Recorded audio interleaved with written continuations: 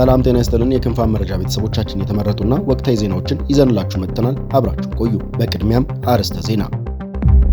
የአማራ ማህበር በሰሜን አሜሪካ በአማራ ክልል እየተካሄደ ያለውን ግጭት የተመለከተ ወቅታዊ መረጃ ወጣ። ህዝብ የሚበድሉና አንዳንድ የመንግስትና የግል ተቋማት የምንሰጣቸውን የእርምት ሐሳብ ባለመቀበል እያስቸገሩ ነው ሲል የኢትዮጵያ ህዝብ እንባ ጠባቂ ተቋም ተናገረ። ጋዜጠኞች በቂ የህግ ከለላ የሚያገኙበት ነፃ መገናኛ ብዙሃን ከባቢ መፈጠር ለማረጋገጥ ባለድርሻ አካላት በጋራ መስራት ይጠበቅባቸዋል ተባለ። በኢትዮጵያ በኬንያና በሶማሌ ድርቅ ሊከሰት እንደሚችል የኢጋድ የአየር ንብረት ትንበያ አስጠነቀቀ። እነዚህንና ሌሎች አዳዲስ ዜናዎችን ይዘንላችሁ መጥተናል። አብራችሁን ቆዩ። መረጃዎቻችን ሁልጊዜም በፍጥነት እንዲደርሳችሁ ቻናላችንን ላይክ፣ ሼር፣ ሰብስክራይብ በማድረግ የደውል ምልክቱን በመጫን ጀምሩ።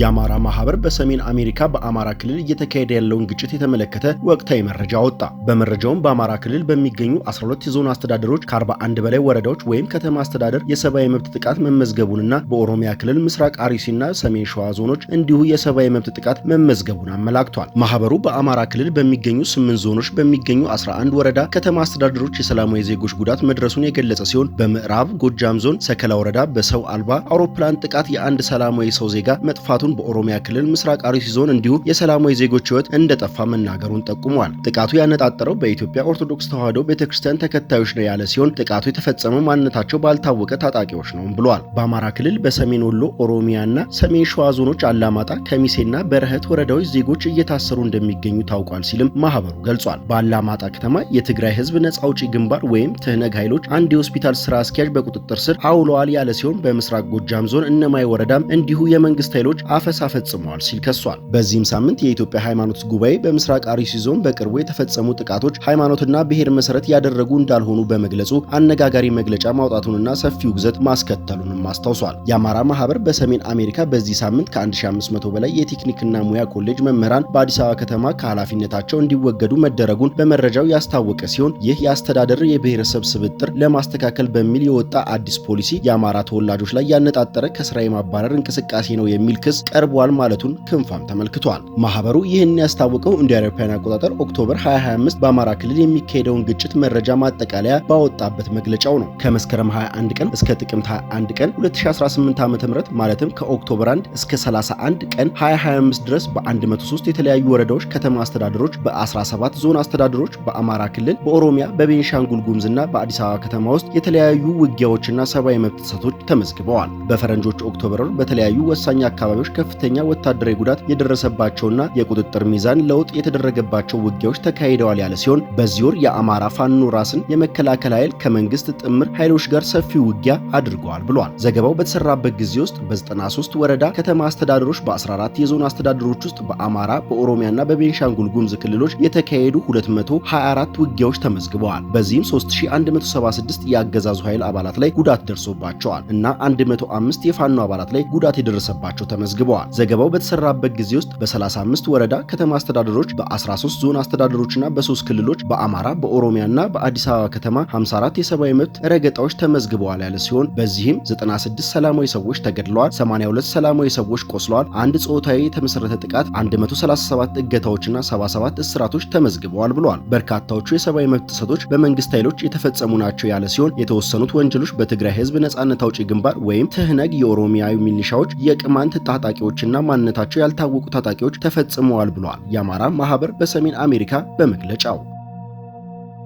ህዝብ የሚበድሉ አንዳንድ የመንግስትና የግል ተቋማት የምንሰጣቸውን የእርምት እርምጃ ባለመቀበል እያስቸገሩን ነው ሲል የኢትዮጵያ ህዝብ እንባ ጠባቂ ተቋም ተናገረ። ተቋማቱ አስተዳደራዊ በደል መፈጸማቸውን ያምናሉ፣ ግን ለማስተካከል ፈቃደኛ እየሆኑ አይደለም ተብሏል። በተቋሙ የህግና አስተዳደር በደል ምርመራ መሪ ስራ አስፈጻሚ የሆኑት አቶ መንግስቱ ቃኘ አስተዳደራዊ በደል መፈጸም እንዲያስተካክሉ የነገርናቸው አንዳንድ ተቋማት የመፍትሄ ሀሳቡን መቀበላቸውን በጥፋተኝነት ያስጠይቀናል የሚል ፍራቻ አላቸው ብለዋል። አንዳንድ ተቋማት ደግሞ የህዝብ እንባ ጠባቂ ተቋም ምንም አይነት ህጋዊ እርምጃ መውሰድ አይችልም የሚል ያስተሳሰብ ግምት እንዳላቸውም ኃላፊው ተናግረዋል። የህዝብ እንባ ጠባቂ ተቋም በሩብ ዓመቱ ከቀረቡለት አቤቱታዎች 50 በመቶ በላይ ቅሬታ በአዲስ አበባ ከተማ አስተዳደር ተቋማት ላይ የቀረቡ ናቸው ብሏል። ከአዲስ አበባ ቀጥሎ በባህር ዳርና በሐዋሳ ብዙ አቤቱታ ከሚቀርብባቸው ከተሞች መካከል ናቸው ተብሏል። የተቋሙ ህግና አስተዳደር እርምት ኃላፊ የሚሰጣቸው የእርምት ሐሳብ የማይቀበሉ የመንግስት የሚሆን የግል ተቋማት ላይ የህዝብ እንባ ጠባቂ ተቋም ህጋዊ እርምጃ የመውሰድ ስልጣን አለውም ብለዋል። ኃላፊው ወደ ተቋማቸው ከሚመጡ ቅሬታዎች መካከል የመሬት ይዞታና ያለ አላግባብ ከስራ መባረር እንደሚገኝም ተናግረዋል። በማንኛውም የመንግስትና የግል ተቋማት ላይ አስተዳደራዊ በደል ደርሶብኛል የምትሉ ቅሬታችሁን በ9503 ነፃ የስልክ መስመር ቅሬታችሁን ማቅረብ ትችላላችሁ ተብሏል።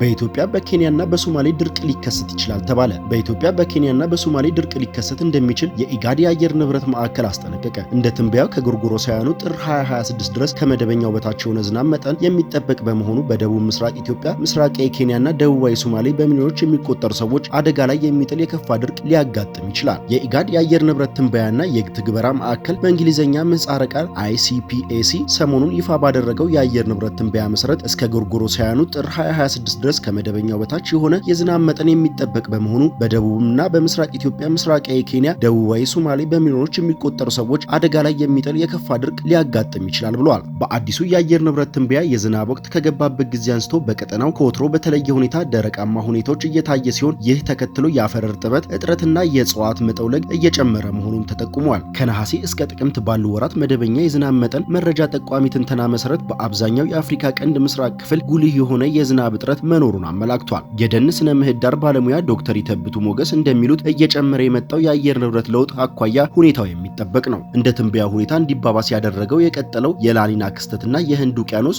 ዲፓሊ ወይም IOD የሚባል የአሉታዊ ተጽዕኖ ነው። ይህ ክስተት የአካባቢውን የዝናብ መጠን የገደበ ተደጋጋሚ ታሪክ እንዳለው ማዕከሉ አመላክቷል። አሁን የሚታየው የባህር ወለል የሙቀት መዛባት በጎርጎሮሳውያኑ 2010 እና በ2020 ዓመተ ምህረት በኬንያ በኢትዮጵያና በሶማሌ በተከሰተውና ከፍተኛ ጉዳት ባደረሰው ድርቅ ወቅት የታየ ምልክቶች ናቸው ብሏል። አሉታዊ የህንድ ውቅያኖስ ዲፓል ወይም IOD ተጽዕኖ እስከ ታህሳስ 2025 ድረስ የሚቆይ ሲሆን የላኖኒ ሁኔታ ግን እስከ የካቲት 2026 ድረስ ሊቆይ እንደሚችል ትንበያው አመላክቷል። ይህም የቀድሞ ደካማ የነበረው የአካባቢ ሁኔታ ሊያባብስ ይችላል። የአየር ንብረት ለውጥ ባለፉት 30 ዓመታት ከፍተኛ የምዕተ ዓመቱ ችግር ሆኖ መቀጠሉን የገለጹት ባለሙያው ቻይና፣ አሜሪካና አውሮፓ ለዓለማችን የካርበን ልቀት ከፍተኛ አስተዋጽኦ እንዳላቸውም ገልጸዋል።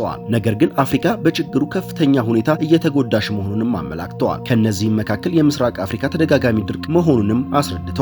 እንደ ትንበያው ከህዳር 2025 እስከ ጥር 2026 ከመደበኛ በታች የሆነ ዝናብ የመጠበቅ እድሉ ከፍተኛ ሲሆን ይህም በክልሉ በጣም ወሳኝ በሆኑ ዘርፎች ላይ አስተዋጽኦ ያሳድራል። ማዕከሉ አያይዞም በግብርናና ምግብ ምርቶች ላይ ተጨማሪ እጥረት ሊያጋጥም እንደሚችልም አስጠንቅቋል። በግጦሽና በውሃ መቀነስ ሳቢያ የእንስሳት መኖ በከፍተኛ ሁኔታ ሊቀንስ እንደሚችልም ጠቁሟል።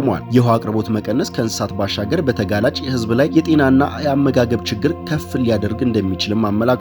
ህብረተሰቡ ባለፈው የድርቅ ዑደት ሙሉ በሙሉ ባላጋገመበት በዚህ ወቅት ተጨማሪ የዝናብ እጥረት መከሰቱ የምግብ ዋስትና እጥረት ሊፈጥር እንደሚችልም ተጠቁመዋል። ቅድመ ዝግጅት ያስፈልጋል። ማዕከሉ መንግስታትና ግብረሰናይ ድርጅት ችግሩን ከመከሰቱ በፊት አስቀድሞ የዝግጅት እርምጃ እንዲያጠናክሩም አሳስቧል።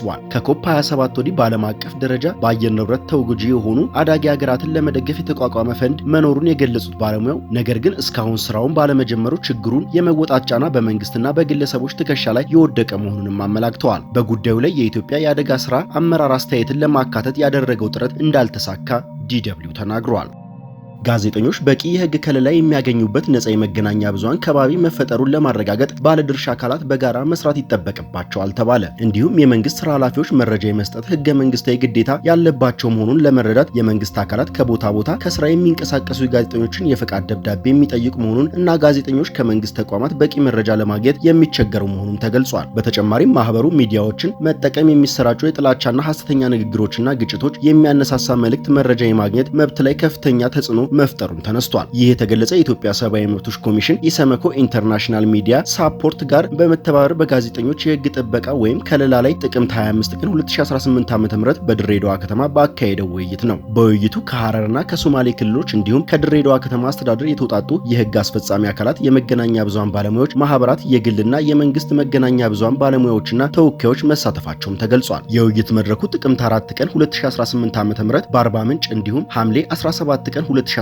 ዓ.ም በአዲስ አበባ በተመሳሳይ ጉዳይ ላይ የተካሄደ ውይይት ቀጣይ ሲሆን ሐሳብን በነጻነት የመግለጽ መብት፣ የመረጃ ነጻነት እንዲሁም የጋዜጠኞች የህግ ጥበቃ ወይም ከለላ ላይ ያለ ዓለም አቀፍና ሀገራዊ ህጎች በተመሳሳይ ባለድርሻ አካላት ግንዛቤ ለማሳደር ያለመ መሆኑን ኮሚሽኑ ጠቁሟል። በመድረኩ ህግ ተላልፈው የሚገኙ ጋዜጠኞችና የመገናኛ ብዙሃን ባለሙያዎች ላይ የሚደረግ የፖሊስ ምርመራ በተገቢ ፍጥነት፣ አቅምና ግንዛቤ ላይ ተመስርቶ የሚከናወን አለመሆናቸውም ተጠቁሟል። የኢሰመኮ የሲቪልና የፖለቲካል ማህበራዊና የኢኮኖሚ መብቶች ኮሚሽን ዶክተር አብዲ ጅብሪል በበኩላቸው ሐሳብን በነጻነት የመግለጽና መረጃን የማግኘት መብት ለሌሎች ሰብአዊ መብቶች መከበር አስፈላጊ መሆናቸውን አስታውሰው ጋዜጠኞች በበቂ ሕግና ጥበቃ ወይም ከለላ የሚያገኙበት ነጻ መገናኛ ብዙሃን ከባቢ መፈጠሩን ለማረጋገጥ ሁሉም ባለድርሻ በጋራ መስራት እንደሚገባቸውም አሳስበዋል። አክለውም ኢሰመኮ በዘርፉ የሚያከናውናቸውን የውትወታ ተግባራት አጠናክሮ እንደሚቀጥልም ገልጸዋል። ጋዜጠኞች ሐሳብን በነጻነት የመግለጽና መረጃን የማግኘት መብት ከግዴታ ጋር እንደሚመጣና ተጠያቂነት እንደሚያስከትል በመረዳት ተልዕኳቸውን በአግባቡ እንዲወጡና ለዚህም የእውቅና ግንባታ ስራዎች ማከናወን አስፈላጊ መሆኑን በመድረኩ ላይ መነሳቱን ኮሚሽኑ ያገኘነው መረጃ ያመለክታል።